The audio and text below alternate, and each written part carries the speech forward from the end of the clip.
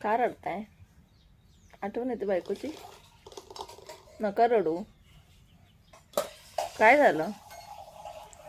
कांद्याचा वास. काय झालं? कांदा कापताय?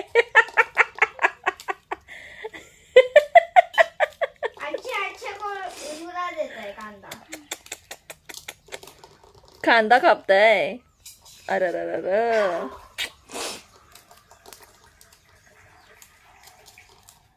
बघ, एक कांदा कापला तर एवढं रडायला आलं. मम्मीने किती कापली? मी किती सारा कांदा कापली? हा?